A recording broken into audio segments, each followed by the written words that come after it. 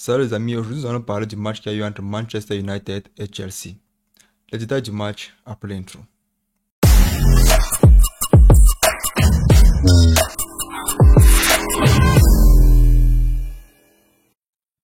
Bonjour les amis, aujourd'hui nous allons parler de ce match entre Manchester United et Chelsea. Déjà, il faut qu'on mette les choses claires. Chelsea ne venait pas pour gagner. Parce que quand tu regardes une formation de Chelsea avec deux latéraux qui jouent à l'axe, ça veut dire que le coach est en train de faire un essai. Ce n'est pas la chimie. Tu ne peux pas venir dans un match aussi important. Bon, important pas pour toi, parce que tu es 11e du championnat. Mais un match où tu sais que Manchester United va te narguer toute l'année parce qu'ils savent que toi tu ne joues pas la Champions League, tu leur permets d'avancer aussi facilement. Quand tu mets déjà deux défenseurs qui sont latéraux d'origine à l'axe, ils n'ont pas cette essence là de défenseur central, mais tu les mets à l'axe. Maintenant, tu mets les joueurs qui ont l'habitude de se balader durant toute l'année, malgré qu'ils sont les bagarreurs. Je parle bien sûr de Gallagher. On ne sait même pas si c'est qu'il a ce potentiel-là d'un joueur de Chelsea. Parce que depuis qu'il arrive sous Tuchel, tu sens bien que ce n'est pas un joueur qui fournit exactement ce qu'on a besoin de lui. Mais on n'en est pas là. Je l'ai dit tantôt ici dernièrement dans ma dernière vidéo que les joueurs de Chelsea sont les joueurs qui ont un style de jeu personnel, d'un joueur qui est chiche, si on peut le dire comme ça en langage simple. Parce qu'ils ne sont pas là pour jouer pour le club. Vu les performances du club, ils se disent que en étant celui-là qui met le but, ma cote internationale va augmenter. Et chaque fois qu'ils prennent cette décision-là, ça pénalise le club. Ça pénalise le club grandement.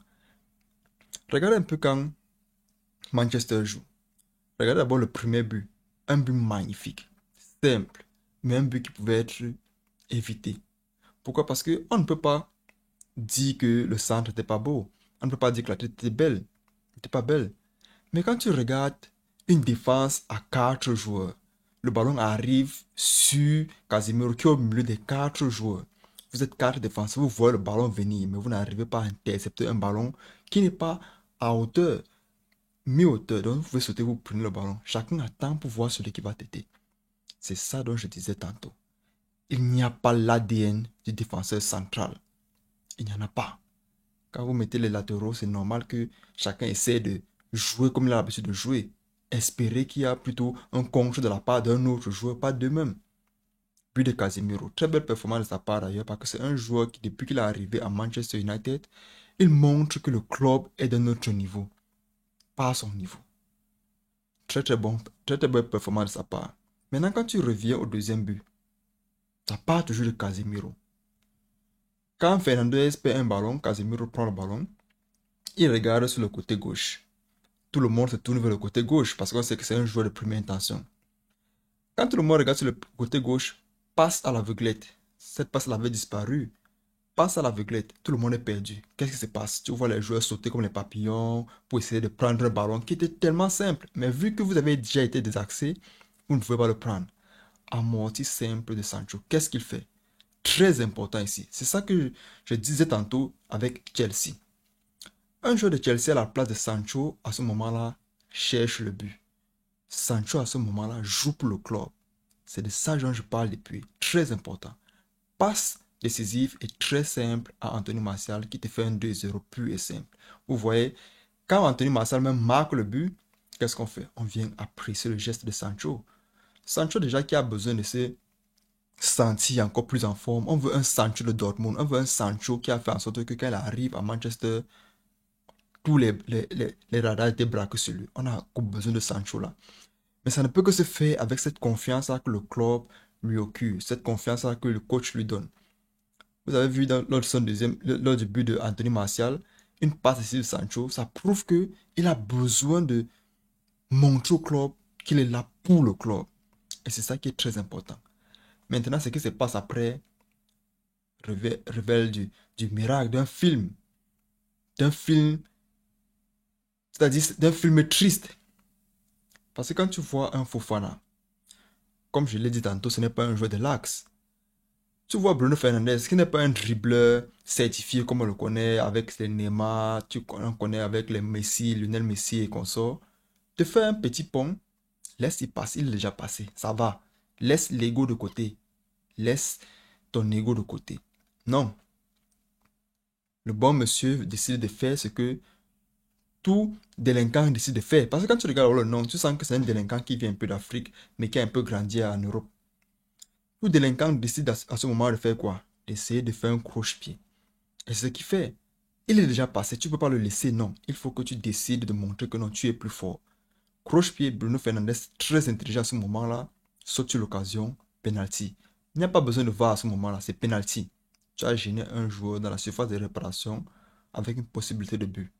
Penalty. Qu'est-ce qu'il faut réfléchir? Qu'est-ce qu'il faut penser à ce moment-là? Est-ce qu'il y aura but ou il n'y aura pas but? Quoi qu'il en soit, tout le monde sait déjà que c'est 3-0. Parce que possibilité de rater de Bruno Fernandes quand il n'y a pas Cristiano Ronaldo pour faire la pression est de 100%. 3-0, on continue. Ce n'est pas fini. C'était la première partie du film. La deuxième partie, alors, c'est la conclusion. C'est là où l'acteur vient tuer alors le chef bandit là où il ne faut pas. Tu as un Fofana, encore lui, MVP. Comme je le disais tantôt, c'est un joueur qui est un espion envoyé par Manchester à Chelsea.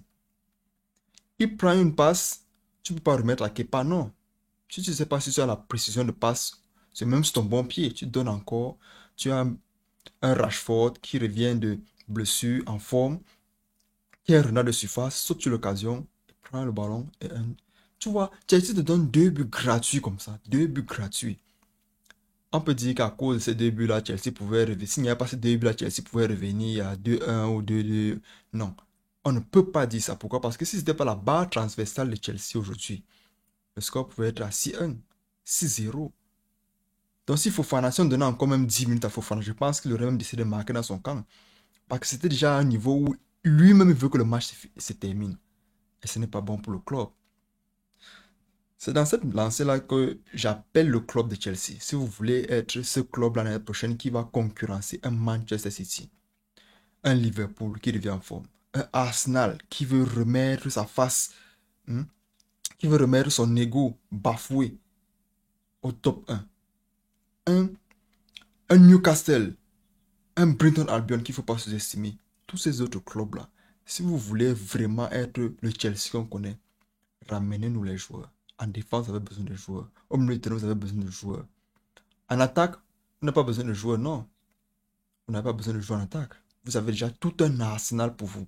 Mais qu'est-ce que vous avez besoin d'un coach qui va permettre de faire en sorte que l'équipe soit soudée, l'équipe soit moins chiche, si on peut le dire comme ça. Mais revenons un peu à la victoire de Manchester United.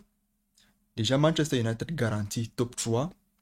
Parce que je ne vois pas le match qui arrive faire en sorte que Manchester... Il n'y avait que Chelsea pour pouvoir gêner Manchester, mais on ne connaît pas comment le ballon est. Mais quoi qu'il en soit, ils sont déjà garantis pour jouer la Champions l'année prochaine.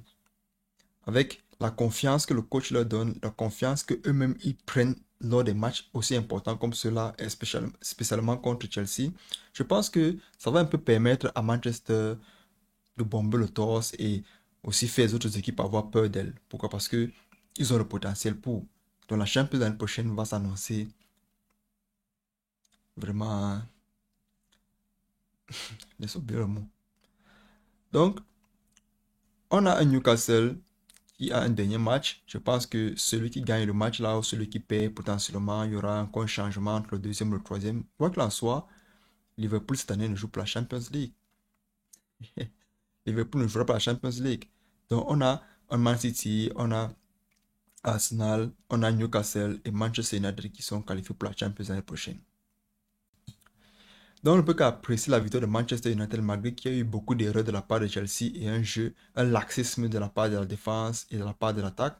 Tu sens que Manchester United, malgré ça, a réussi à développer un jeu qui pouvait anéantir Chelsea dans la mesure où un 7-0 pouvait venir s'il n'y a pas de barre transversale ou bien s'il y avait encore les erreurs de la défense.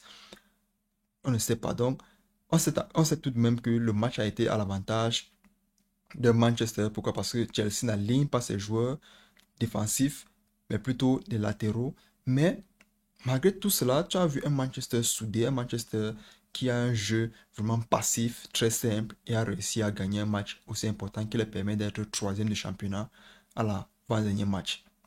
C'était tout pour ce début, les amis. On se revoit la prochaine fois. La paix sur vous.